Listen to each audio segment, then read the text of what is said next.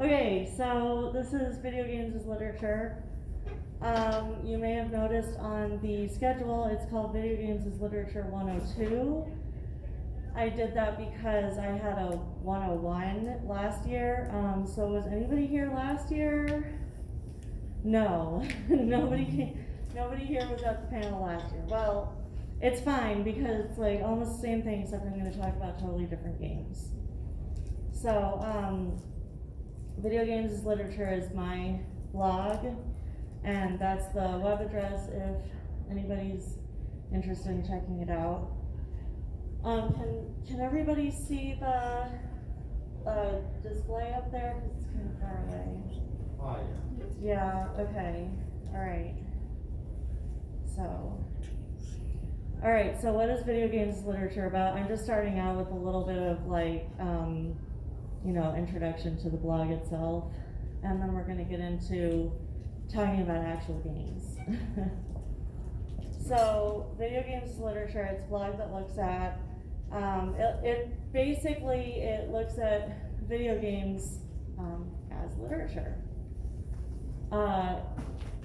It looks at literary elements in games, narrative plot, metaphors, literary references, and games that involve literature education. I might be older than everybody in this room. Did anybody play like Storybook Weaver when they were kids? Oh my god. Okay. I'm really old.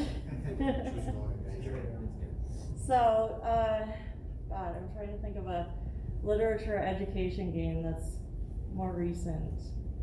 I mean, okay, how about the Nancy Drew games? Anybody play the Nancy Drew games? One of them was on the Wii? Okay, so one person. 2 people. Okay. Alright, anyway, I started this blog when I was early in my graduate school education, and I really wanted to write my master's thesis on video games. And again, like I said, I'm old, and so this was a long time ago, and the professor who was like on the verge of retiring that I spoke to said that he didn't really think video games were a great topic for like, higher education, for academia. And so I was like, okay, fine, I'll just write a blog instead, and I'll write about, fantasy literature, which also was kind of frowned upon at the time, but that's what I did. And now just, a little bit later, people do write their master's theses and dissertations on video games, but it wasn't in the cards for me. But that's okay, because now I have a blog and I'm at MomoCon talking. So, I didn't do this last year, but I feel it's important to actually define literature, because this is the area where people get really hung up. People say, how can video games be literature? They're not books. They're not necessarily made out of paper. But literature doesn't have to be made out of paper, obviously. So I'm aware it's cliche to start a presentation with a dictionary definition, but in this case, I feel like it's important. So Merriam-Webster says, literature is writings in prose or verse, especially writings having excellence of form or expression and expressing ideas of permanent or universal interest.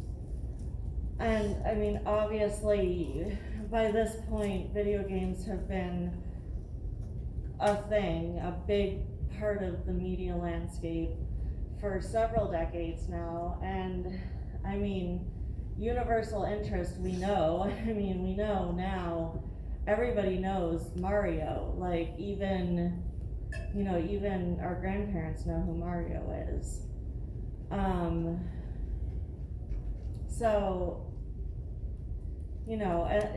And last year I talked about video games that were based on Shakespeare's Hamlet, just because, Hamlet has been a well-known piece of literature for the last, I'm not good at math, but like 400 years. And now we have video games continuing that story. Anyway, so the American Library Association also says, specifically about video games are, in essence, information and the human act of telling stories, presented in new formats that involve the player. Basically, what we used to have as literature has been made better with video games. First we had people just telling each other stories, and then they started writing their stories down, and then, plays came into existence, and then the novel was born, and eventually we had movies, and people said movies aren't literature. But I mean, if you've taken college classes, even not literature classes, movies are frequently taught in school. And then video games, which do things that you could never do with a book. I mean, the closest you come to with a physical book with pages is usually like a choose your own adventure style book.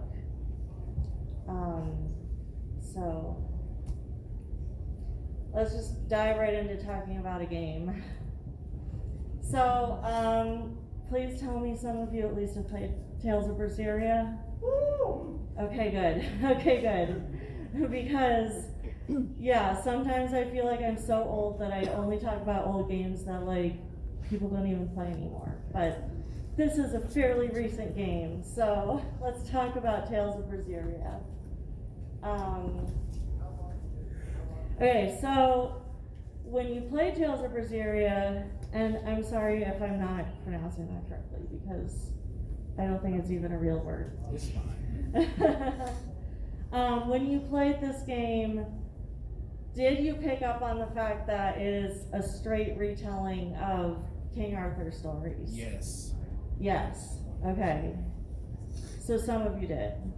But don't feel shame if you didn't notice that, because what I did write my master's thesis on was King Arthur, and I was probably 50 or 60 hours into this game before I was like, wait a minute. I don't know how that happened. I don't pick up on things. So, and Tales of Berseria is, some of you may know, a prequel to another one, Zestiria. Yeah, Zestiria. Yeah, another one I can't pronounce. Which Zestiria has more overt references to the King Arthur legends, but Tales of Berseria is actually a retelling. Almost every character is a specific character from the Arthurian legends. So, first off, but this is the really interesting thing. It turns it on its head, and the villain, the antagonist of this story is actually King Arthur. So this guy named Arthur, he's the brother-in-law to our protagonist, who regularly calls herself a villain. But we probably, when we're playing the game, we probably don't really think of her as a villain. And that would be Velvet. So, and this is basically a directly taken out of Arthurian legends. So Arthur has he has a couple of sisters. Velvet really more takes on the role of Arthur's nephew. And if you know the literature, I'll just say Mordred isn't exactly only Arthur's nephew, but I told the people at MomoCon that this was a G-rated panel. So, if you want to know more about Mordred, you can just look at Wikipedia.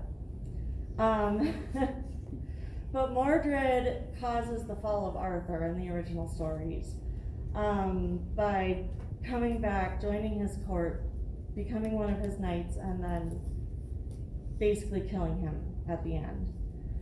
And that's basically the story that it tells here in Tales of Berseria, except that the Mordred character is the main character, the protagonist.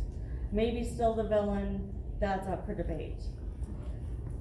Now, I put Eleanor on this first page here to talk about, because while Eleanor doesn't have a specific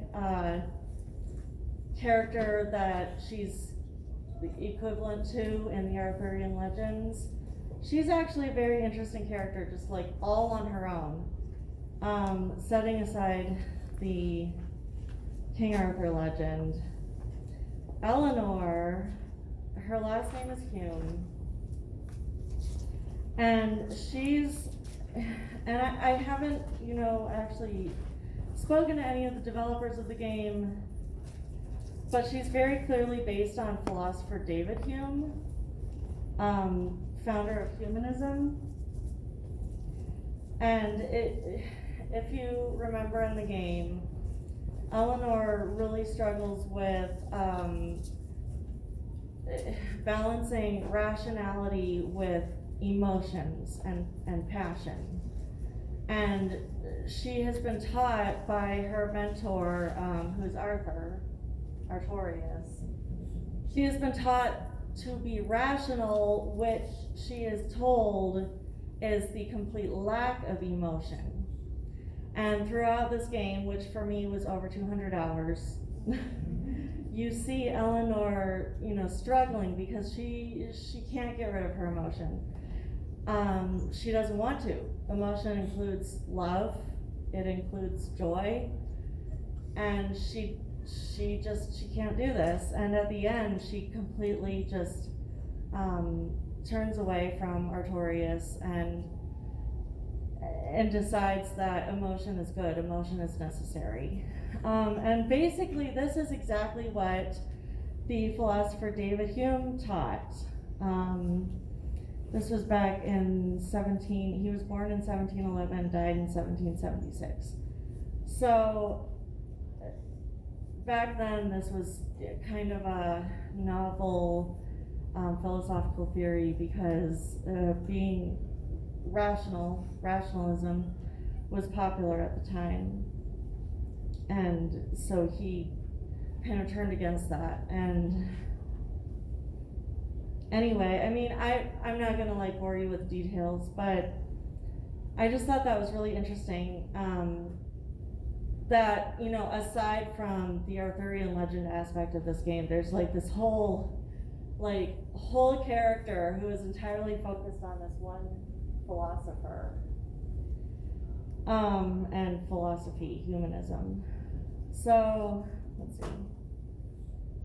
Oh, and the other thing is, again, Eleanor isn't really a character from Arthurian legend, but if you've read Mallory or T.H. White's The Once and Future King, you will know that there are hundreds of female characters named Elaine in the stories. For some reason, that was just an extremely popular name at the time. Eleanor is kind of a more modern version of that became more popular later in the Middle Ages. So at least they got that when they were making the game. All right, and then the rest of the characters. I'm not talking about all of the characters.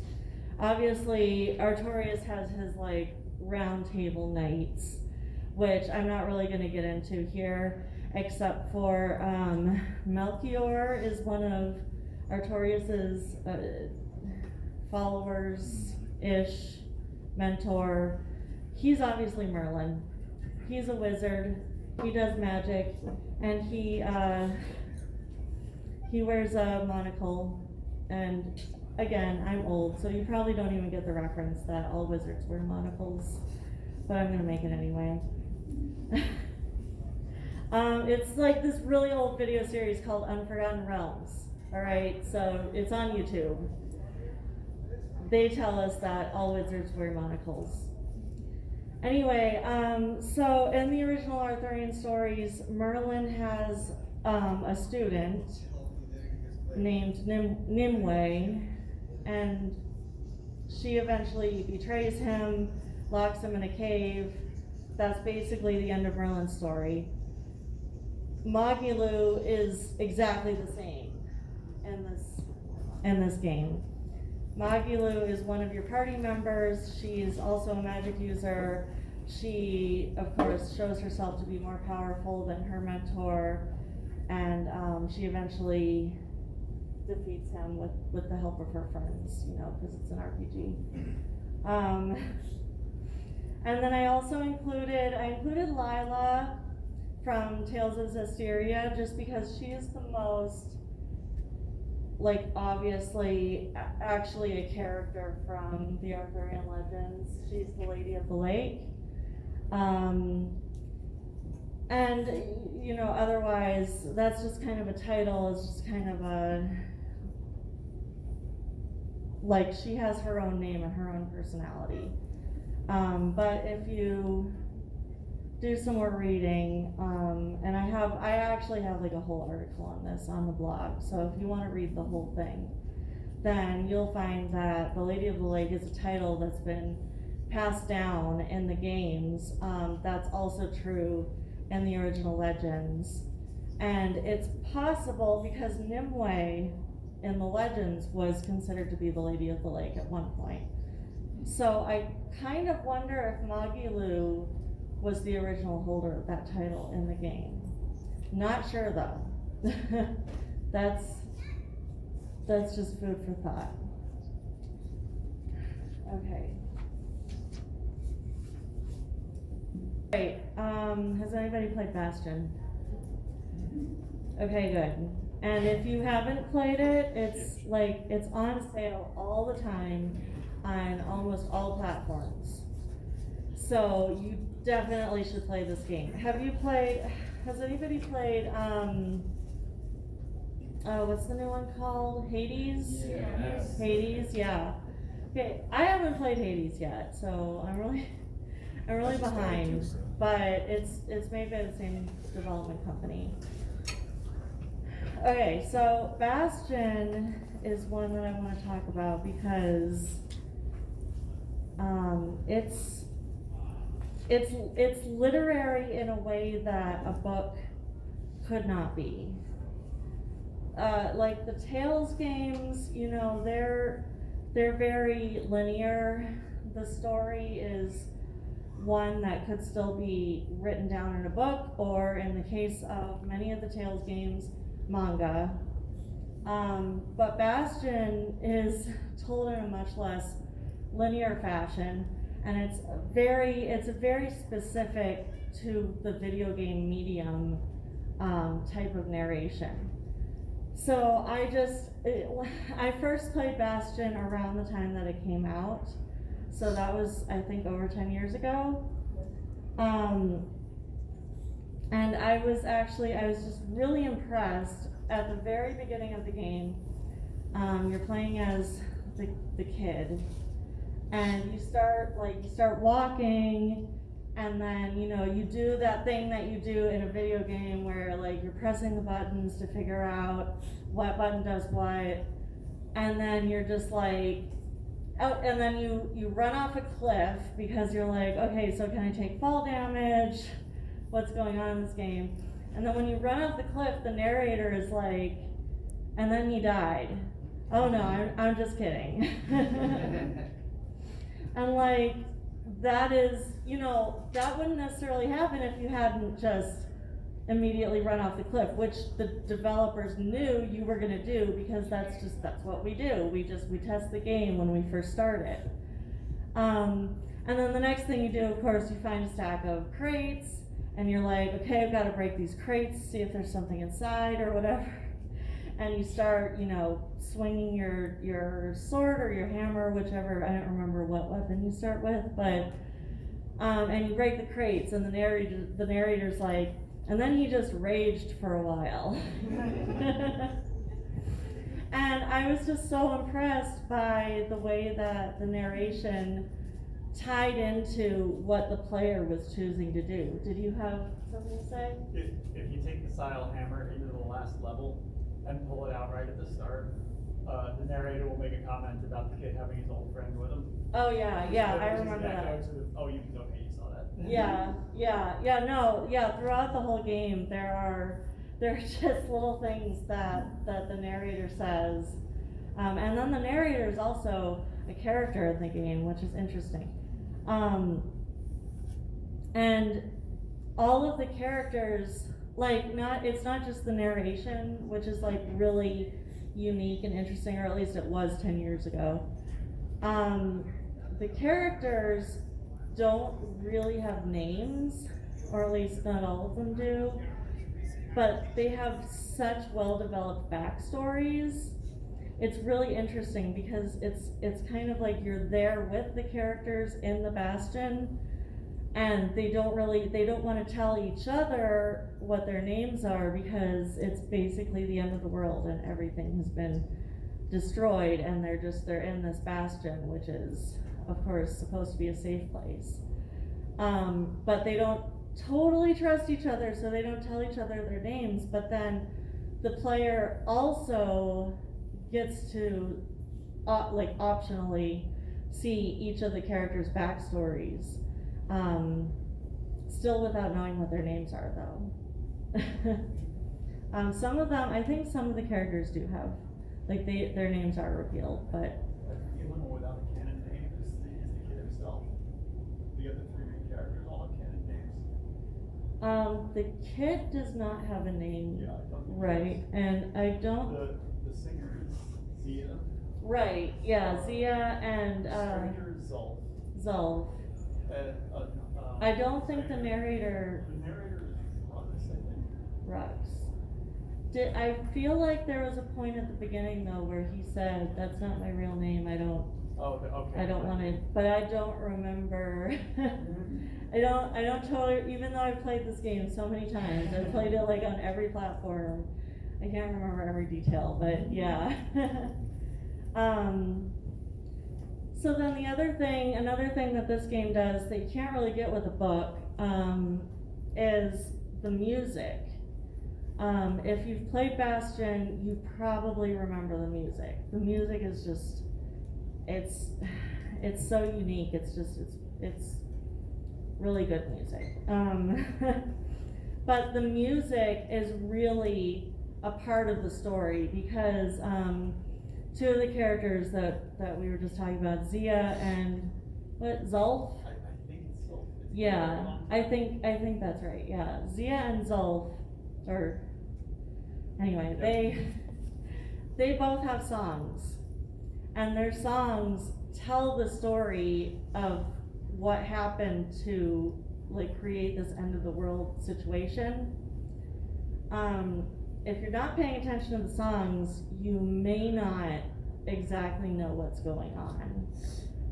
If you're not paying attention to the lyrics of the songs, and the really interesting thing is they're just like really beautiful music, but then if you're paying attention to the lyrics, it's like, we're gonna tear you apart, kill all your people, and destroy your city and your country, and then and I don't want to give away the story, but at the very end of the game, they merge the two songs of these two different people telling different perspectives, and make it a duet, and it's really amazing. And this is how you hear the backstory of what's happening in this game, and you just can't do that with a book, and it's hard to do that with a movie too, honestly. I think the only books that ever try to do something like that, and again, I'm old, but when I was little, we had those books where it was like you turn a page and it's like, now press this button to hear the sound effect, and they were not very, the sound effects didn't even add to the story most of the time, so that was kind of it wasn't really pre-video games, but for toddlers though. I don't think that's a valid comparison to throw all of written word, say it can't do it just because you're comparing it to a book for a toddler. well, I did not have those when I was a toddler. I had more advanced ones. You could get those at the book fair. They were also for older kids. I used to get those at the school book fair. But Yeah. you could get them for older kids too. Yeah, I had some really nice ones. I had one I remember that was Aladdin, and it wasn't Disney. It was like the old fairy tale, which I'm not gonna go into the history of that, but I mean it was a pretty advanced book. It wasn't really a toddler. I don't know if a toddler could read that, but I mean I'm definitely not discouraging all of literature, but I mean if you can think of an example where a book is able to use, I mean, okay, so like in the Lord of the Rings there are songs, but you kind of have to give your own music to the songs. Otherwise, when you're just reading it in your head, it just kind of reads as poetry. And honestly, and Lord of the Rings is one of my big topics that I write about. But honestly, the songs, while they're nice, they don't lead the story. They're just kind of like additional parts of the book, just like fun little additions. Can you think of anything that, like anything literature that is like this, or can anybody think of anything? I could probably think of like Harry Potter. Harry Potter? In what way? Like, I don't know if there's like any songs or anything, but there's like great music that relates to the movies themselves and the book, but Are you referring to like fan songs or the score from the movies? I think it's mostly the scores from the movie. Yeah, I mean, yeah, John Williams is definitely, I mean, it's great music, and it definitely, when you hear John Williams music, any of his songs, it evokes whatever the movie is about. But again, you know, you can watch those movies without the music, you won't get the same experience, but I mean, you can read the script and still fully understand what the story is about. And of course, you know, if you're playing a video game that has music, and if you can't hear the music, hopefully you can at least read captions of the lyrics, and that would be similar to reading it in a book. But again, that's another discussion, and actually I'm hoping to do a discussion on video games and disability at a later date. But yeah, I mean that's a good point. Like, you know John Williams, who did the score of Harry Potter, and he also did Star Wars, and he did Jurassic Park, and million things that we recognize. Indiana Jones. Anyway, I'm gonna move on because spending a lot of time on this. Yeah. So, yeah, that's Bastion. I think I covered everything. Okay, so then Beyond Good and Evil is another one I wanted to talk about. Has anybody played Beyond Good and Evil? Okay, a few people. Which, you know, the great tragedy about that is that this game is so old now. It was on PS2 and original Xbox, and I think maybe they also had it on GameCube. It's so old now, and they left it on a cliffhanger, and we've been waiting for a sequel this whole time. And now, like, most of you haven't even played it, so if the sequel ever even comes out, I don't know what's gonna happen. Oh, yes, yes. They didn't have like several trailers out, and then they just. Well, yeah, they did, I mean, they did announce something with the Beyond Good and Evil title. It did not have a 2 in the title, and it did not look like it really even related to the first Yeah, game. it really didn't. And then that was like, I don't even know how long ago that was. That was many years ago, and we haven't heard anything since. Do you have something to share? Yeah, the sequel that came out, even though it's not a 2, it is related because I don't know the character's name, but Jade is in the sequel, but in a different role. So Okay. It is taking after the story to an extent. What that extent is, I don't know. The only problem with the sequel is that the lead director left the project, so right now it's just in limbo right now. Right, yeah. Yeah, it's just one of those sad It situations. hasn't even been canceled, it hasn't been confirmed it's still going, it's just no word, so. Right. At this point, it might as well be canceled, but we haven't heard anything, because the direction it took was completely different, it's like looking at open world, it's never fine. Right. But, like I said, it's completely different, new characters, and she's in it, but she's a different role. So, Yeah. I know I don't wanna spoil it, but, yeah. Yeah, I mean, but it was a cliffhanger at the end of the first game, and I really just want to know, like, what happens. And I mean, I guess if Jade, the main character who you see in the picture there, if she's in the next game, I guess she survived whatever was going on. But that's not enough information for me. But Just look at the trailer, 'cause like I said, Jade is in it, it's just. yeah. So she is in it, it was confirmed, yeah, that's Jade. Yeah, I definitely need to reacquaint myself with that. But I'm here to talk about the first game because it really was a brilliant game.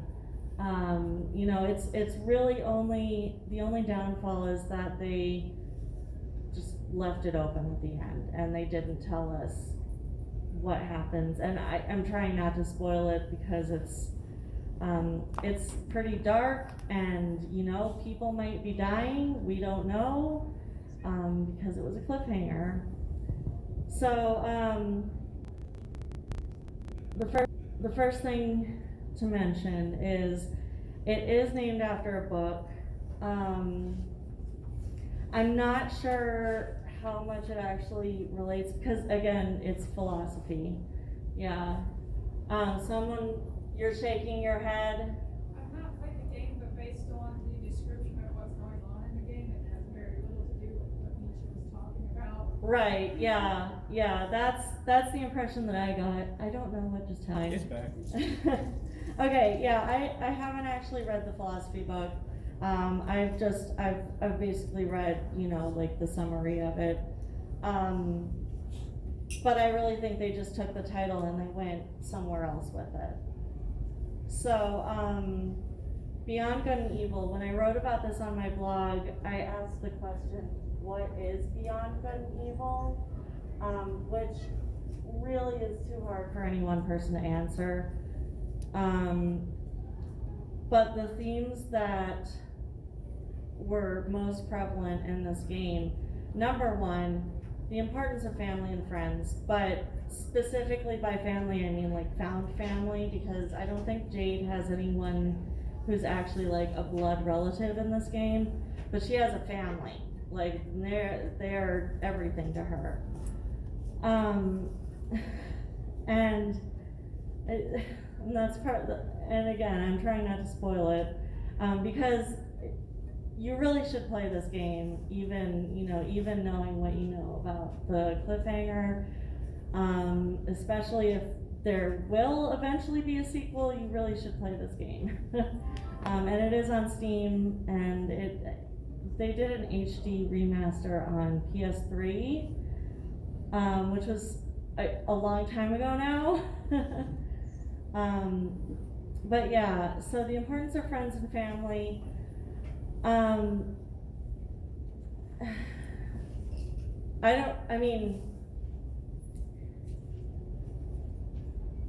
I can't really, I'm not a psychologist.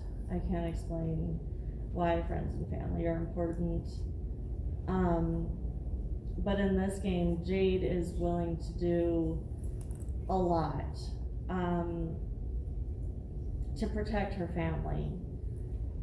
And then on top of that, there are some really, really dark topics. I don't think the game actually uses the term human trafficking, but that's basically what's happening in this game. And the government corruption is tied in with this like human trafficking, alien abduction story. And the really interesting thing about that is that it's a very cartoony looking game. It's rated T for teen. But it's a very adult game, and it's very thought provoking. So, it may not tell a story that is different from something that you could read in a book, of course, but the juxtaposition of the, cartoonish characters, some of which are like talking animals, and then the really heavy, like, fighting against the corrupt government storyline, it's pretty deep. And then, throw in the alien abductions. The government is working with aliens to kidnap people. It's a pretty deep story. But you can read more about that online. I won't go on about it.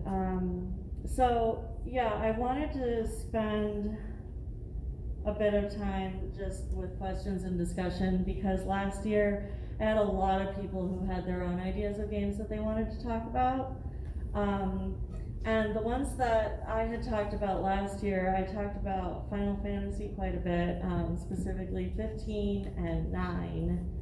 I talked about Shadow of the Colossus and the Fallout series, and let's see, I don't remember.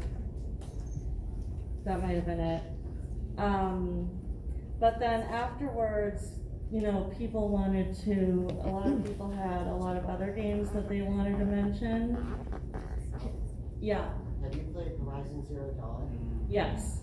Yes, and I almost included that game in my discussion here, but I haven't played the sequel yet. I haven't totally played the sequel yet, so. Okay, Zero Dawn stands on its own as a storyline, and the plot twists that you get as you start to uncover what's going on in the game are some of the best mindfucks that I've had in the game. Yeah. Oh, yeah, okay, so, yeah. Actually, it's a funny story. I do love that game. I love that game. Yes, Horizon Zero Dawn is what we're talking about if you can't hear. I wrote, this whole, before I beat the game, I wrote this whole thing about the ecology of, the animals and the plants and the life on the planet in the game. And I wrote this whole thing, and then I got to the end of the game, and I don't want to spoil it, but at the end of the game, it totally negated everything that I had written. I started this blog post. I didn't publish it because, of course, I wanted to finish the game before I finished writing about it. And then I got to the end of the game and I was like, oh, okay, so they do explain this, and oh, okay, so that's what happened. And then, so I just have this post sitting in my drafts that's totally, completely wrong. So that's okay. It's okay. It was a mind exercise. You had something? Kind of going back to that, have you ever read The Alchemist by Paulo Coelho?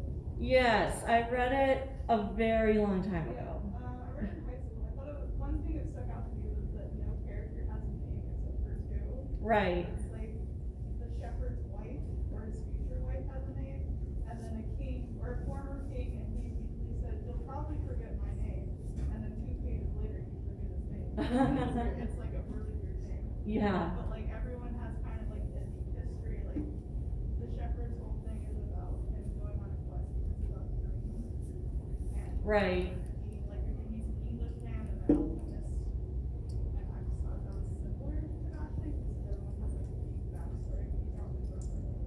Yeah, that's a really good point. I think I read that book probably 20 years ago. The point was like, people are born with their name. That's Yeah. the important part. Colin Coelho. Coelho, I think it's Coelo. Is there an H in there? I think so. H before the L. I think it's. Coehlo. It's Will Smith's favorite book, apparently. Really? It's a lot of people's favorite book. Yeah, it's like a kind of like heroes, or like the journey is better, more important than the destination kind of thing. Yeah, that's a really good point. Yeah, I probably need to read it again because, like I said, it was so long ago that I read it. Okay, I've got several hands up, so I'm gonna try to get to everybody. I think you were first. Oh, yeah. So, are you familiar with the Warrior series, like Dynasty Warriors, Samurai Warriors, and Warriors Orochikas? Yeah. Dynasty Warriors is based on the actual history of China's Three Kingdoms era, and Samurai Warriors is based on the actual history of Japan's feudal era. Right. And also, Warriors Orochi is a combination of both those games, but they included like other characters from Japan and China's history and mythology. Yeah, I'm gonna be honest, like, when I hear a historical figure, like, from China or from Japan, and I recognize the name, it's because I played some of those games. Because, I mean, otherwise, obviously, you know, if you grew up in America, you didn't learn that in your basic public education history classes. So, yeah, I mean, I've played a bit of those games. I'm not like really into them just because I'm not like totally into like hack and slash style games, but yeah. Did you want to say anything else or just that point out that they're historically accurate? Oh no, that was just, I just wanted to like throw out an example of what sort of narrative or literature. Right, yeah. No, yeah, they are like really interesting. I mean, I can't speak on how technically accurate they are, but I do know that I've actually learned quite a bit of history that I wouldn't have otherwise maybe learned even as a history major in college from playing those games. So, okay, I've got a few people. Did you way in the back have your hand up? Yeah. No, behind you. I want to get to her because she's like way back there. Stand up so I can see you better. So I really liked how you talked about the way that the interaction between the player and the video game can contribute to how a story is conveyed. Could you also talk a little bit more about how that interaction can contribute to the themes as well as just the conveyance of the story? So you mean like character choices, Yeah, or just like how a person interacting with a video game that you can't do with most books can Right. to like the themes of the work. okay, so right. I mean the best example of like character interaction with the game affecting the game would be, you know, Mass Effect, Dragon Age. I know I've played millions of other games. Oh, like the Telltale games, the Walking Dead games. Stanley Parable. I haven't played that one yet. It's funny because it's funny that you say that because Okay, yes, I will. it does a little narrator thing. Okay. Yes. Yeah. Listen to what they're saying. Yeah, okay, Stanley Parable. Yeah, I mean, it's on my list. There's so many games, but, okay. But yeah, I mean, what you do in these games is similar to, what's in, like, a Choose Your Own Adventure book, which is a specific series. There are other books that are similar to that. Like Choosable Path Adventure, or there are different names for this type of genre. But basically it's like when you're reading the book, it's like a text-based video game where you know, you read a paragraph and then it says, do you want to go into the door on the right or do you want to go into the door on the left? And, you know, you choose and then it says, turn to page 42. And then you skip between pages. Anyway, so that concept was in book form, but it has been very much perfected in video games because it's a lot easier to give a lot of different choices and a lot of different paths in video game format. If you put Mass Effect as it is in a book, like even just the first game, if you put that in a book, it's gonna be like as wide as this whole table. I mean, because there are so many different choices to make. So, I mean, you know, and like choose your own adventure books, there's only so much. And I think most of those books are only like maybe 100 pages anyway. So, so yeah, I mean, there's so much that you can do with experiencing different stories. I just recently started playing Night in the Woods. Yeah, which there's a panel after mine here on that. And I haven't even, I mean, I'm gonna have to play it over again a few more times because in one playthrough you just can't. You can't see everything, you can't experience everything. So, okay, do you have something relevant to this? Yeah, I was gonna add to the Choose Your Own Adventures, Little Misfortune. Little Misfortune? I don't think I know that. It's a tiny one, and it's a little dark. No, it's a lot of dark. That sounds good. I like a lot of dark. It's fun and dark. Yeah. It's not Okay. too long. It's what? Not too long. I'll have to look that up. Yeah. Okay, you had something. She can go for it, I know she's been there. Oh, okay. Okay, all right. One genre I find gets left out of discussions like this, especially, I think it's because it has a bit of a stigma behind it, even though it's probably the most one-to-one ratio with, books, is visual novels. Right, Especially- yeah. Especially, ones that employ actual, like, literary references, like WW Literature Club. Right. You know what I mean? Mm-hmm. Oh, yeah, I love visual novels, but I mean, But it's hard to I talk haven't written about them that people much. thinking they're, you know what I mean? Yeah. Yeah, what's the one? Okay, part of the reason that it's hard to talk about them is because a lot of them have hard to remember titles. So there's that one that's kind of a dating simulator. I mean, it's not really a dating sim, but it's like a otome, and like all of the different like male dateable-ish characters are literature, like heroes from literature.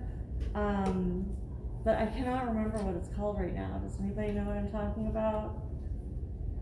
Ugh. I don't know. I might remember in a minute. They're the ones where they're all birds.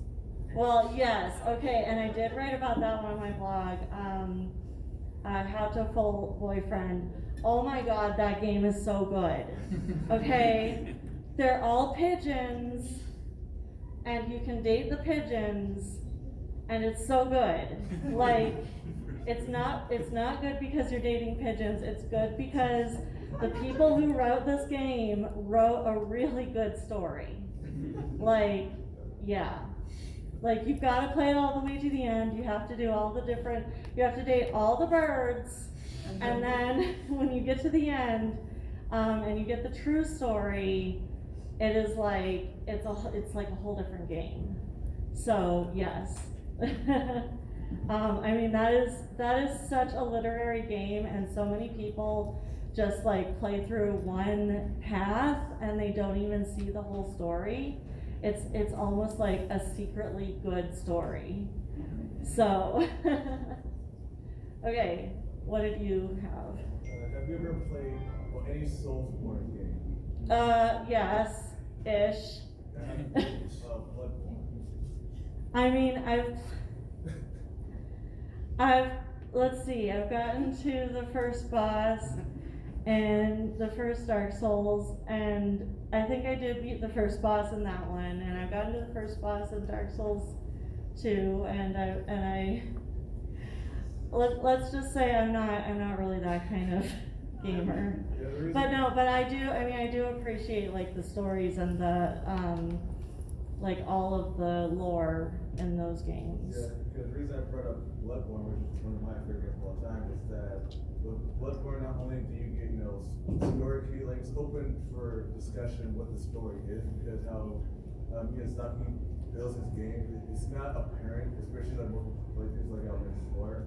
You have to play through it multiple times and talk to certain, people, character interaction, and also the environments themselves also tell the story, like how Right. this area become like this, especially the DLC, where the way you get there, it's like, and you see even the enemies and bosses themselves, especially with their names and how they look and react. So, like games like Bloodborne, which is open to discussion, that there's many ways you can take, like, oh, one person may think this boss or this area was like this way, another person will think it's this way. So Bloodborne has just so many interpretations, especially with just simple item things. Like, oh, this item means this. You're like, okay. So you Right. kind of like make the connections through multiple playthroughs. Because the first playthrough, you're not gonna get it, especially you dying all over and over and over. Right. But then if you're persistent, then you take notes or see, like, where characters are, even enemies are, and how they interact with you. It's like, oh, okay. So like it starts to come together. Yeah. Maybe fragments, and you're still trying to figure it out. Like, there's videos on YouTube, different videos that try to explain the story. I personally haven't looked at any of them because I like to be in the dark just to figure out, okay, so this is what happened. Yeah. This is what I think Yeah. is what happened. Well, it is extremely interesting. It's very similar to being like a real life anthropologist, a real life like anthropological historian, and you look at primary sources, you look at firsthand accounts of things to try to find out what actually happened at a historical event. You might be reading this one person's diary, and you might be reading a letter from somebody else, and they both talk about an event that happened. Or like one really famous example is the Great Flood that supposedly happened, many thousands of years ago, which most Americans, anglicized, Christianized people would know from the Old Testament as the Noah's flood. But this flood is actually described in lots of different cultures' writings. So it's also mentioned in like the Epic of Gilgamesh, which is a whole nother culture that talked about this flood that happened. So now as a historian you can say, okay, because all these people from totally different places are describing the same event, we can be pretty sure that there was some sort of flood that happened that was really, really major. And so that's the interesting thing about the Soulsborne games. They take that type of research and I can't even imagine writing a story like that.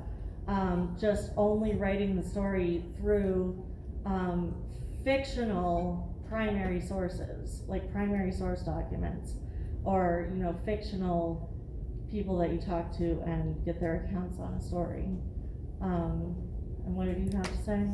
I was just gonna give another example, like when you were telling us about the blood myths. I know of another thing that's related to mythology that's like common experience, like heroes battling multi-headed or multi-tailed monsters, like Hercules battling the Hydra and Susanoo battling the Yamata no Orochi. What was that at the end? What are you saying? Like Susanoo the Storm. This is wrong. Oh, right, yeah. Yeah, and those are a lot of those stories, of course, show up in video games. So I mean, yeah, we could have a whole panel or multiple panels just talking about mythology in video games. So somebody over here, okay. I don't know if he's spoken.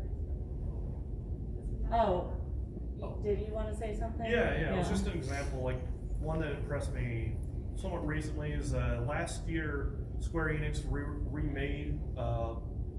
It was one of their RPGs on the Super Famicom. Never made it out of Japan from the early '90s. They remade it. Live Alive. Yeah, Live Alive. They Live Alive. released that, and it was, I think, probably one of the more interesting experiences I've had, because it's very similar to the structure of like reading through, say, like a short story collection, but you're encouraged to kind of try them in each different order, except for the Middle Ages chapter, which they save for last, because it's like the most thematically subversive. Okay. Bring it together at the end. But yeah, it plays with a lot of, like, not only just the genre conventions of the JRPGs, but like, there's so many like cinematic themings to them. Like, one could be like a mecha anime, one's like a space horror, like Alien, one's like a slapstick comedy and like the prehistoric ages, and like, Yeah.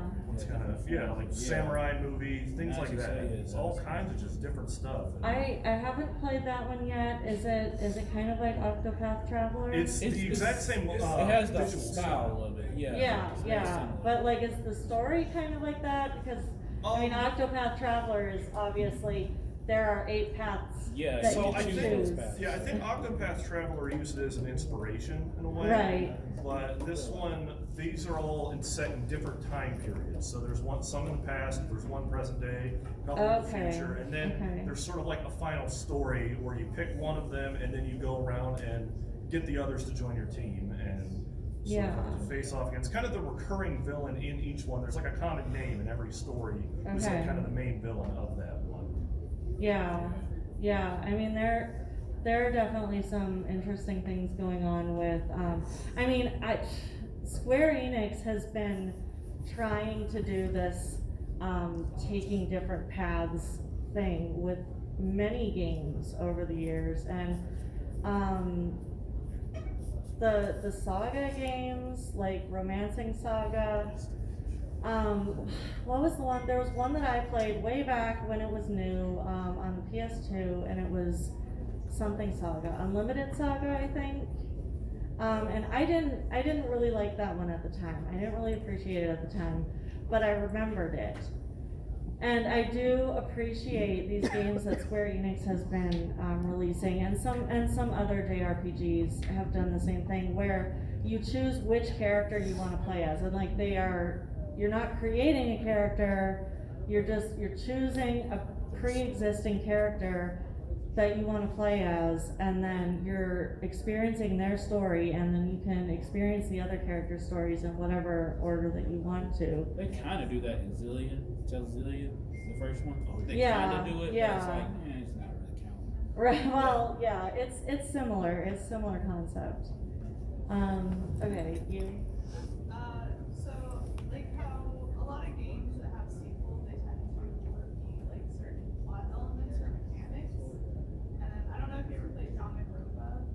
Yes. Yeah, I have. But I really liked in the second game. I'll try not to spoil it, but I haven't played the second one yet. I've only played the first one. they put like a lot of things in the beginning that kind of makes you think they're going to repeat a lot of plot elements. Right. And they kind of use the player's expectation of that, how normally game sequels go, to kind of turn them on their head or surprise them. Yeah. I thought that was really interesting. So I haven't seen many stories try to do that. There is another one. And again, I don't like spoiling things, but the Far Cry series. I've written about the Far Cry series on my blog. I haven't written about 5 because I never finished 5. But Far Cry 5 does something kind of like that, where you have to do a certain thing over and over and over again. But then the last time you do it, it has a different outcome, and it's like kind of mind blowing. What happens, what the outcome is, and it's like the thing that you do it is done by your hand, you the player, because you've been doing this over and over and over again, so the game puts you into this routine, and then when it asks you to do something else, like you don't expect it, like you don't realize that that's what you're doing. I don't want to spoil it. So I'm just describing something that if you haven't played it, you don't understand what I'm talking about. And I honestly cannot recommend Far Cry 5. It's the only Far Cry game that I really just can't recommend that you play because it really, honestly, that game bothered me, like with the propaganda and the music, and it was like too good. The propaganda was too good, and it was getting in my head and driving me crazy. So, but you know, if you think you can handle that, then it does have like some really interesting story elements in that game. I think we are out of time. Yeah, so, I don't know if the next panel people are here, but, I think we're out of time. I have some business cards, like if anybody wants to take one of my cards, and, they have the website on them, and they have like my, social media information if you wanna look up any more, because I have lots and lots of topics about video games as literature on the website, so, or, you know, memorize it, write it down, put it on your phone, whatever. So, yeah, I think that's about it. Thank you, everybody.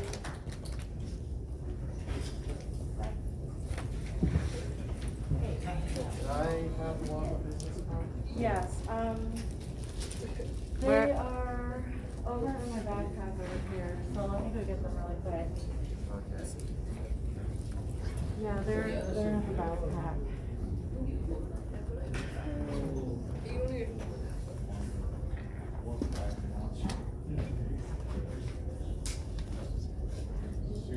Yeah, because we were having that kerfuffle so. Yeah, I usually put my hand. I forgot to take them out, so. Get it, and There then. you go. Thanks so much. Let me set a few out. Have a nice day. You're welcome. You too.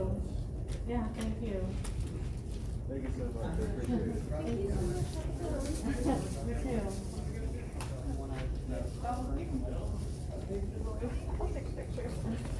Oh. Well, no, there are more. I've got more in here. You can just take one, it's fine, yeah. Yeah, no, I've got a lot. So, I have a question. Yeah. I was wondering I was thinking of, I was thinking of Toon, but I was also thinking of The Last of Us. Yeah. As video games turning into other forms of media, specifically. Right. An animated film and a TV show, right? And I was wondering what this means for the medium and also intermediate dialogue of video games and like other media. Yeah. Well, I mean, obviously, you know, they've been trying to adapt video games. Yeah, for a while, but For a while. there's a more honest effort to like. The thing that I find more interesting, actually, is The Witcher, which started out as a book series, and then they made a video game based on the book series, which, you know, that happens sometimes, but it's not usually like as immensely popular as The Witcher. And then they adapted the book series, like after the video game series was already like incredibly popular, they adapted the book series again into a TV show that became incredibly popular. And I mean, I don't know, it's, you know, it's multimedia. I don't really know like what that says other than that the original source material was clearly just that good, that, you know, like what I read from the dictionary definitions that said, and I didn't memorize it, but it said, you know, like stories that tell, you know, they're universal. It feels like The Witcher is one of those universal stories that pretty much everybody can appreciate. Yeah. Now, The Last of Us, I've played the games. I haven't watched the show yet, so I can't really speak that much on that one. I mean, I know that it's extremely popular. But I mean, you know, people who read books have been dealing with this for such a long time. We go to see a movie based on a book, and it's rarely as good as the book. Yeah. So it's a very similar experience. Do you think that there is a specific, like, why is it, do you have a theory as to why certain intermedia jumps are more successful than others? Like, it's obviously very difficult to do so, but some succeed for some cases. Okay, I don't think this is the only reason, but I do know that in some cases, like the studio buys the rights to the story, and then they hire a director, and the director is like, well, this story is stupid, and I'm just gonna get paid back. So, I know in some cases, because sometimes the director even says that in interviews. He's like, I wasn't really that invested, I didn't even read the books. So, I don't know, I mean, sometimes maybe the director might be invested, the actors